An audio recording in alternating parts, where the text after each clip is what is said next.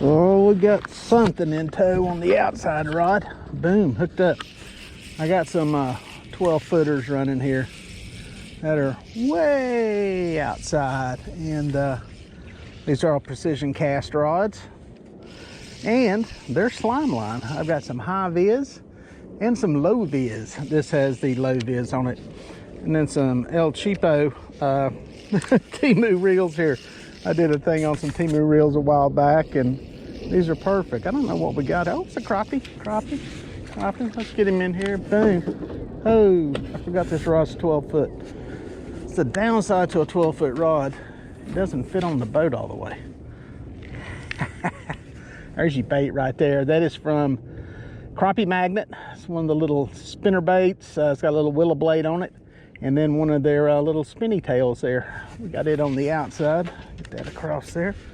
He will make the cut, if you know what I mean. The cut. Back out there. Yeah, these things here really get those baits to the outside edge of the boat. What I got to be careful of here is, in doing that, I ran up kind of shallow, so I'm going to have some baits bopping the bank here, which may or may not be good. Generally, it's not good. And what you can do long line trolling, which is what we're doing, is step up that boat speed for a minute and get them up off the bottom. You'll also find out exactly how deep your jigs are running. I'll go over in a minute kind of what our setup is and how this works, and give you the 411 on what I'm doing. Right now I don't see any jigs hitting, which may actually be a good thing. We'll pull off this here, let it drop back down a little bit, then we'll get that boat speed back down in that target range. All a bunch of stuff we'll talk about. I don't know if it's a crappie or not. Talking kind of low. Got some guys right behind me fishing. First one in a long pull up through here. This is like golf. Talking kind of quiet. That is a perch, but we'll take him. He hit the 1/8 ounce. We'll talk about that in a minute. Little curly tail. Not bad. We'll take him.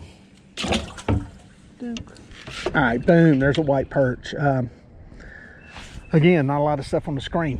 Glad I caught something. It's working, but I'm not marking a lot of fish. Generally, there's some fish in this creek, but not a lot today. Now, that could mean they're actually up on the bank. We got some 67-degree water. Those fish may not be up spawning, but they may be pulled up super shallow. This is 3 days in a row we've been above 60 at sunrise, so it's that time. It's going to happen. I am not rigged to go do that. I'm going to keep trying this in some places. This is if I was tournament fishing, that's probably what I'd be doing. I'd be going up shallow, maybe trying to catch them there up on the bank somewhere. But we're going to keep pulling this and just see what we mark, what we see. It'll at least be a good clue as to what the fish are doing, and you know, a regroup and a drop back and punt situation for tomorrow. I've got maybe, I don't know what time, I got maybe 90 minutes, so I could go try it the last little bit up on the bank, put me on a slip cork and try it. We'll see what my enthusiasm level is. But yeah, I do believe this long lining works better when these fish are pulled back off, and especially early on in the spawn when you start getting these temperatures changes, and a bunch of them will make a move at one time. You can have some fish disappear from the creek. So it is what it is. It's fishing, and we keep slinging the baits and trying to pop some, see if we can get another one. I talked to them guys that you can see back there fishing that boathouse. They said they got fish on the bank, so they caught a few. I kind of figured there'd be some up there. This one, obviously not on the bank. I think it was right around a brush pile I seen back there. That's a good fish. Okay. Heck yeah. I'll take that all day long. Another of our friends, the white perch. Not a good sign. Not a good sign at all. Not marking a lot. Like I said, I seen some guys in there fishing. I marked a fish around the brush pile when I came near them, said I seen it, and a couple minutes later I catch a fish. Was it that perch? Very well could have been, good sized perch. But you know, the guys in the boat were saying they've caught some up on the bank and some fish are up there. So that could be what the deal is. It's just, you know, getting out here in the afternoon, probably a better bet. Just I was going to give you guys kind of a rundown. What I do is, and I've got these rods marked, I'll show you. My two closest to the motor inside, the ones have an 1/8 ounce jig on it. They're running the deepest out of the spread. The next rod over is running a 1/16 ounce jig. They're you know, a little bit higher in the water column. And the outside ones, they've got the spinner blades on them. I'm not casting those as far. They're a little bit heavier, and you know, they're going to be running probably about the same depth as the 1/8 ounce jigs. Trying to keep the boat speed up a little bit, and I don't have a super long amount of line out. It could be I'm pulling too deep, and there's a part of me sitting there thinking I may need to run one of these at a 32nd to see if that makes a difference. It could. Some of these fish could be very high in the water column. Usually this late in the day they start to pull down just because of boat traffic, but we're not loaded with a ton of boat traffic, so I may switch that weight around on one of these. But that's kind of the thing. I'll probably try here, then go hit another creek and see if there's anything working, maybe in another place, and just mess around, bop around, see if we can stick a couple more. Hooked up. This is on a 1/8 ounce jig, by the way, a little deeper. I took the spinner blades off on the outside rods and put on the that's the wife calling. Every time she calls I catch a fish, I swear, it's crazy. I put on the some 32nd ounce jigs just to put them up super shallow. So is he gonna make the cut? He will make the cut. They're longer than I think. So anyway, got another one. Drop him in here. But with that said, that one came. This little puppy right here, a little green and some chartreuse, or blue and chartreuse, on an 1/8 ounce. So this is what it is. Not marking a lot in here. We'll talk about that in a second. Let me get this back out. Well, bang, there's another fish. Yeah, I told you, the wife calls and I start catching fish. So a couple of them anyway. Another one on the 1/8 ounce, totally different, soft plastic on it too. So some days it's like that, man. Some days it's one specific kind of color they're looking for, or you know, action. And then the next day, poof, you've got them hitting whatever is thrown at them. And we've actually caught them on a variety of different stuff today. I always say put out a variety of different colors, and then see what works. See what, you know, if you start to get an abundance on one particular color. So these lines are all about the same distance from the boat. The thing that dictates how deep they are running is the weight of the jig. Pretty much everything is equal. Your variables are your boat speed. That's the same on all the jigs. The line is the same, 6-pound line on all the jigs.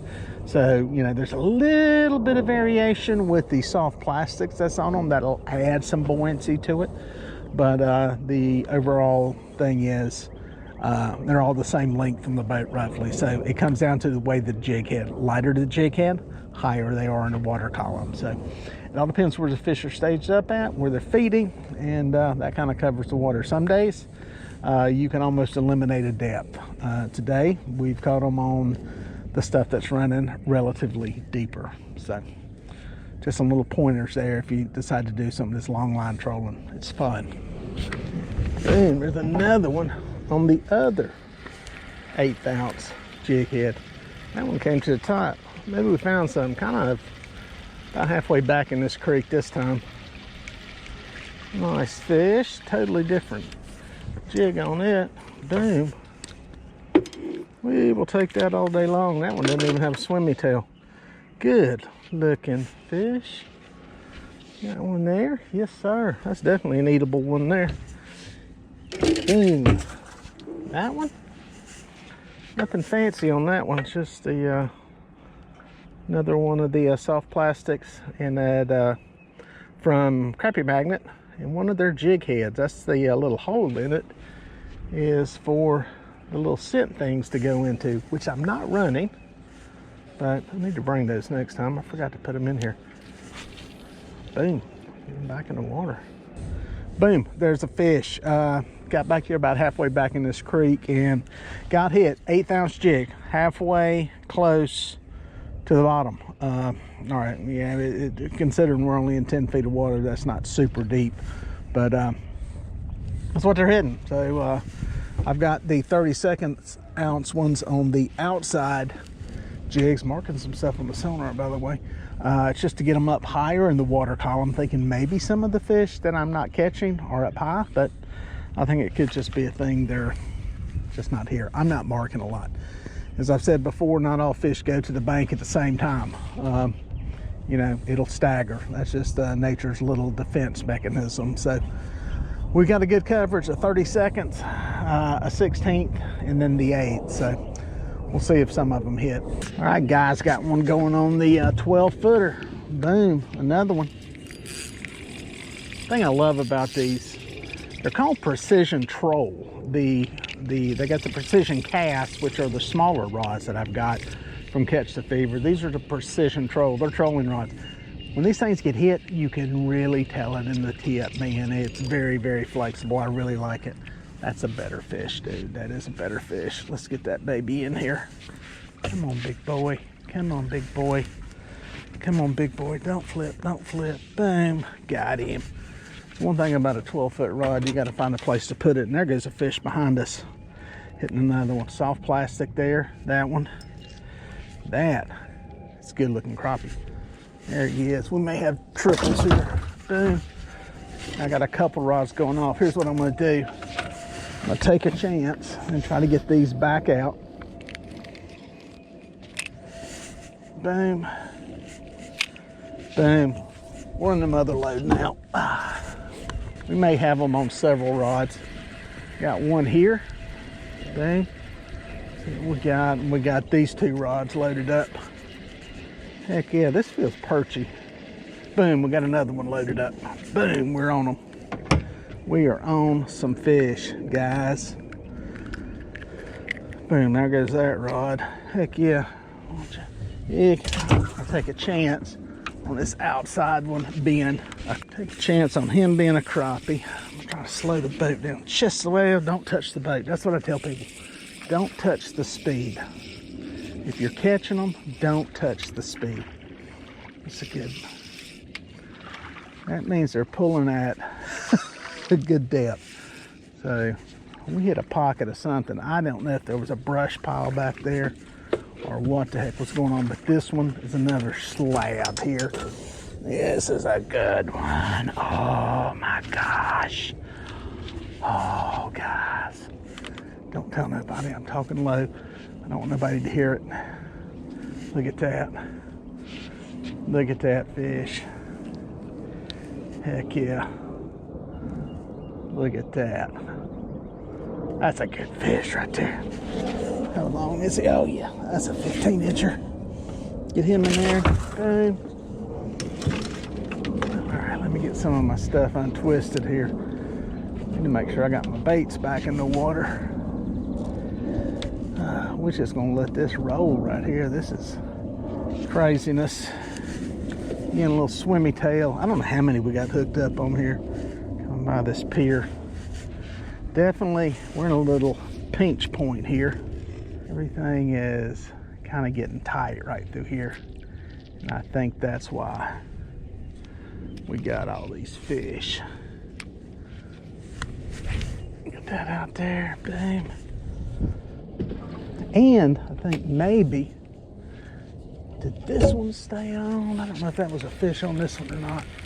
Don't think so. It doesn't feel like it. I'm gonna get this repositioned. The bad part about hooking in, I think that one, yeah, that one's still there. About hooking into that many fish at a time, that's a crappie, is it's easy to lose them. So this is I'm a fishing guide, charter captain. This is a fishing guide's dream right here now. you get this many fish going. It don't happen all the time, but when it does, it's nice. Another good fish. Another, oh, Jackson. Jackson.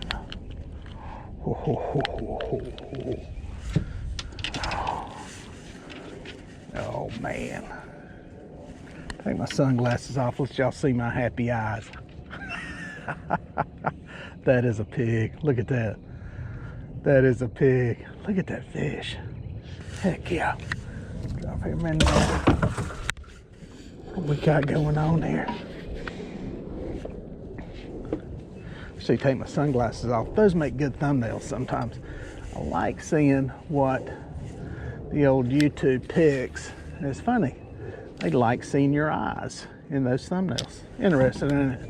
Little babes, they're back here. It's funny. It is on like Donkey Kong. Boom. Get that one there. See if this stay button. Boom, he's there. Yes, sir. I don't even know how many I've stroked right through here. Again, these are the El Cheapo Timu reels. Boom. And again, another fish on a totally different color jig. I'll show you that one in a second. Boom. There we go. That one's going. Boom. Outside rod. Just crazy. That's a good fish. That's a good fish. I need to get on the clicker because I don't know how many I've actually put in the tank now. I might have to be cleaning some fish tonight when I get home. I can tell you that right now.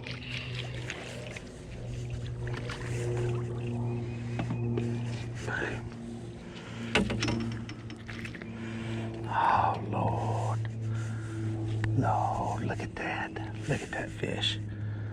Oh, man. We're going to be eating good, boys. Eating good in the neighborhood. And there goes one on the 1/8 ounce. Pop, pop. Made a turn, guys, and turning going back in the other direction. Going to pull through the same area. It's just this little pocket here has got them. I got to take that other line. I had a feeling that was going to happen. That's old perch right there. We'll take an old perch. Good old catfish bait right there. Yes, sir. Boom. All right, guys, that's a bunch of fish in the boat right there. I think I'm up to, I don't know, about 9. I kind of just rattled off a bunch. A couple of them really, really good fish. It's interesting that even though it does appear like there's some fish on the bank, you know, pulled up there within shot of the bank anyway, there's still some out here. There's still pockets of them like this, and you can find them. It may take a little work, but you can find them. So something magical right through here is working, and I think action brings action. You can get some fish that are, you know, feeding, and they you know, they see one eating, and you know, they get to swimming around. I do think it brings other fish to eat, even if it's a perch or whatever. I think it at least wakes them up and says, hey, some stuff's coming through here, maybe I need to get a bite. But I've been very, very blessed to all of a sudden find them. It could be a thing too, may have to be going that direction, so I don't know. It's getting a little bit later in the day, starting to get a little chilly. I'm getting ready to put a jacket on. That one just got bopped there, and I've caught them on every weight jig. When I got to where the fish were biting and was catching them, every weight jig caught fish. It seemed like it started on those outside jigs and then kind of worked into everything was going off, and you saw it. That's a heck of a flurry of fish. That's the way you want it to be. You know, it ain't like that all the time. Don't get me wrong. It is not like that all the time, but when it is, when it's good, boom, got them going over here. Let's go catch them. Boom, I think there's one on the 16th ounce. Right down the inside. Sorry about the silhouette, guys. Sun's starting to go down. Yep, that's a keeper. Up on top of the water. Up on top. Heck yeah. Boom, got him. Got him. That one I ain't gonna keep. Let him go. Boom, little swimmy tail. Again, legal barely. It's not worth cutting apart. We'll chunk that one. I got enough. Oop, there goes one over there on that rod. Let me get it. Actually, let me get this one back out. We may be into the pocket here. Got to keep them in the water. Again, one good hard cast, drop it in the rod holder. It is ready to fish, and boom, he stayed buttoned that time. Heck yeah. I'll see one of these outside rods go again. Again, El Cheapo, Temu reel. You can get them on Amazon too. It don't cost a fortune. And here's a good example of another fish. They're hitting every color we're throwing at them. There's another one. So that one, he'll get the knife. We'll let him go. We'll let him go hit the grease. Boom, boom, there goes one there. Oh yeah. Again, in the sweet spot. Temu reel, nothing fancy. Oh, let's get him underneath this. And the Precision Troll rods from Catch the Fever. I'll put you a link to these things where you can check them out. Same people who make the Catch the Fever catfish rods make these rods, along with some striper sticks that work pretty dang good too. Let's get him up here. Boom. Oh yeah, there we go. Another eater. I'm about to hit that clicker. I'm ending up with more of them than I thought. We're starting to get rods laying on the floor. That's a good problem to have, guys. A real good problem to have. Chunk that one in there.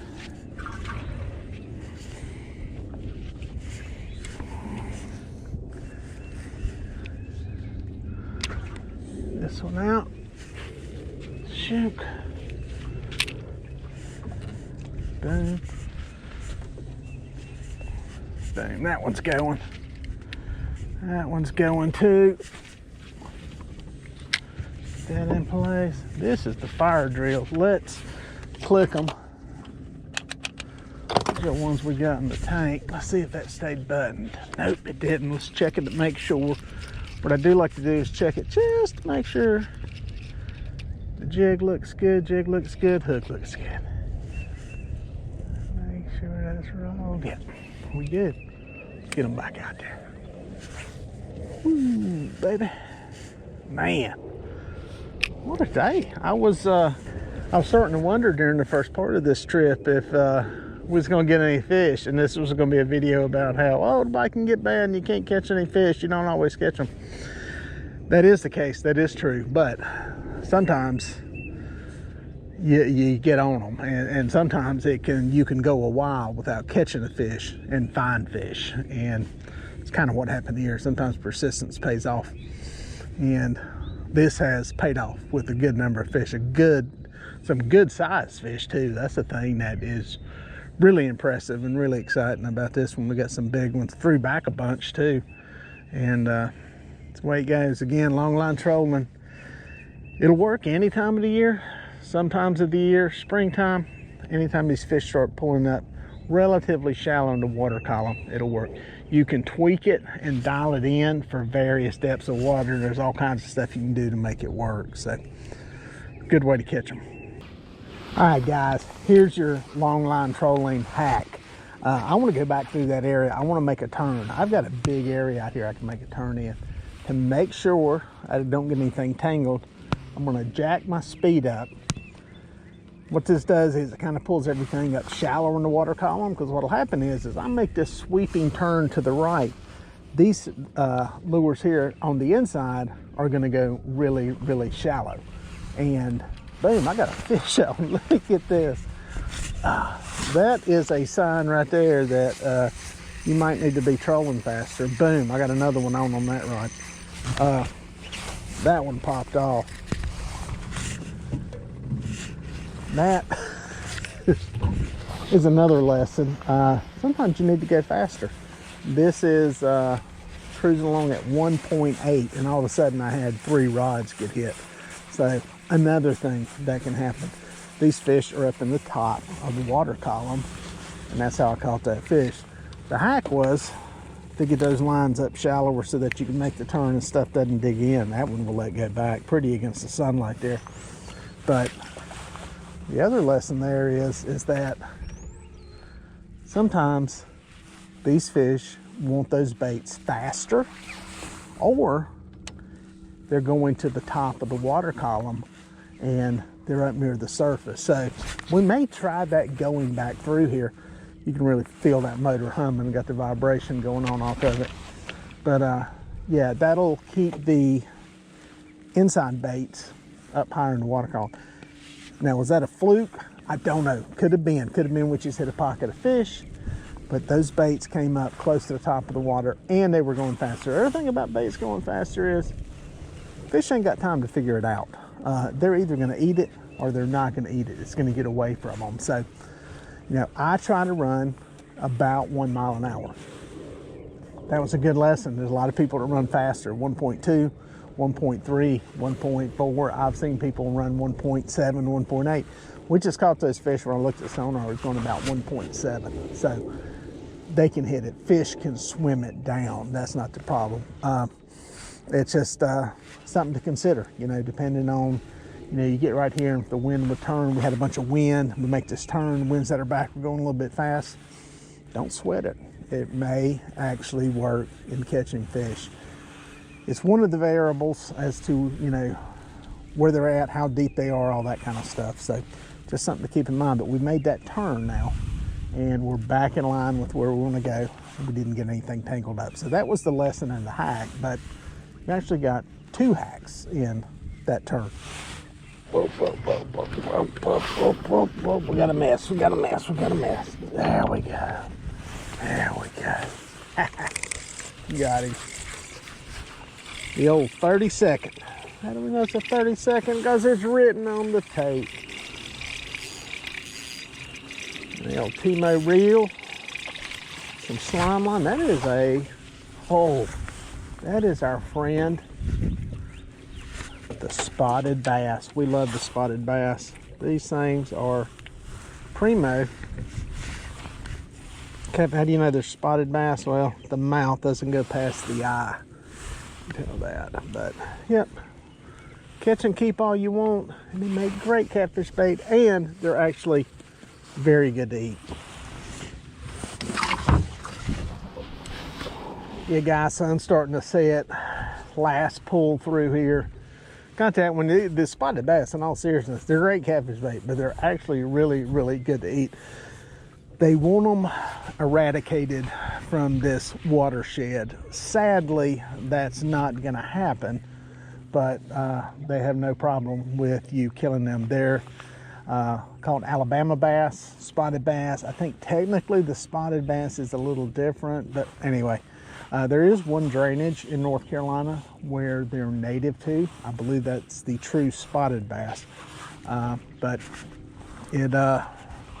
they don't want them here. They're not native to this drainage, and they've taken over some of the lakes north of here, and they're showing up down here pretty consistently. So that's why when you hear me say, looking at some of these arches on the screen, that could be crappie, it could be perch, it could be bass. Those are the ones I'm talking about. They're not super big arches. There's just some of those smaller ones. So great forage for the catfish. They like them, and they're probably doing a decent job of keeping them under control. Got some arches on the screen. Don't know what they are, which mix they are, but it's been a great day. Turned into a great day. Started out a little bit tough, a little bit slow, but it's going good now. You can see the sun's starting to creep down. Little hack there. Hold your hand up, arm's length away from you, and however many fingers it is from the horizon is 15-minute increments. So if the sun is at the top of your 4 fingers, it's an hour. We're probably about 45 minutes from dark. What time is it? There we go, 7 o'clock. I think it's around 7:43. So good little estimation of how much daylight you have left. Not always good to do in a tree stand when you're deer hunting, because deer may see you put your hand up. So something to keep in mind. But anyway, good day of fishing, good day of catching. Hope y'all learned something. Drop some info in the comments down below so that I get some feedback on this kind of stuff. This is different from the catfish content, but a lot of people like it. A lot of people enjoy this type fishing, and I like sharing it with you.